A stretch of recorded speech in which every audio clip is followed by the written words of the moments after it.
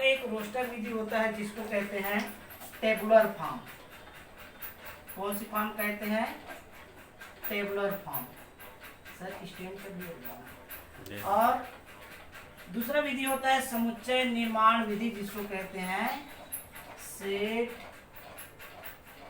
Builder form. दोनों तरीके से हम किसी भी वस्तुओं के संग्रह को हम कैसे लिखते हैं, इनकी तरीका क्या है, तो दोनों तरीका के माध्यम से समुच्चय को निरूपित किया जाता है। जैसे एक उदाहरण मैं बताऊं, उदाहरण मैंने क्या बताया था, एक प्रश्न है आपके सामने। प्रश्न ये है अंग्रेजी वर्णमाला के स्वरों का समुच्चय। तो इनको हम दोनों तरीकों से लिखना चाहे तो हम कैसे लिखेंगे?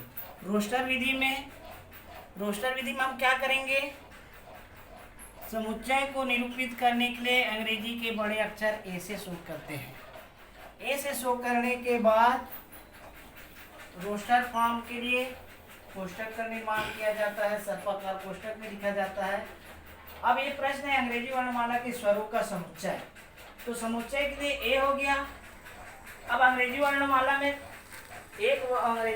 में 26 लेटर होते हैं, 26 अक्षर होते हैं, उसमें हमको स्वर को ही चुनना है। और स्वर क्या क्या है? ए, ई, आई, ओ, यू। तो इस तरह से ये इसको हम रोस्टर में लिखिए, रोस्टर फॉर्म में लिखा गया। ये रोस्टर विधि में समुच्चय को निरूपित करने का ये पहला तरीका।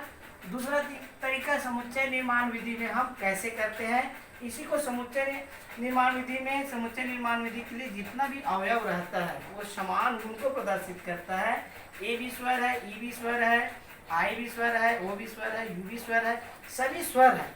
तो इसको हम यदि जैसे गणित की भाषा में चर संख्या के रूप में ले लेते हैं, उनकी मान बदलते रहता है, तो इसको हम अंग्रेजी के छोटे अक्षर एक से मान ले। इनकी समुच्चय निर्माण विधि में ये पहला मेथड है। सेकंड मेथड में हम इसको इस तरह से लिखेंगे।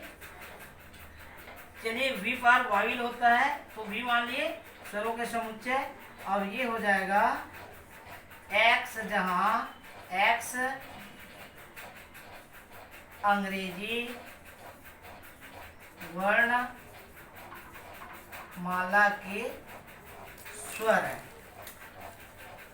इस तरह से समुच्चय निर्माण विधि में लिखेंगे। एक से क्या चीज है?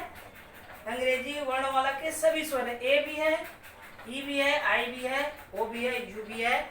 आप अपने घर में जाके एक्सरसाइज के प्रश्नावली के सभी प्रश्नों को हल करेंगे और सीजी पोर्टल में जाके आपकी जो होमवर्क है वहाँ पर अपलोड करेंगे। और अपलोड करने से एक मैसेज आएगा संबंधित शिक्षक जिसको भेजना है, वहाँ पर आप जाएंगे और यहीं पर आप पीरियड समाप्त होती है। धन्यवाद।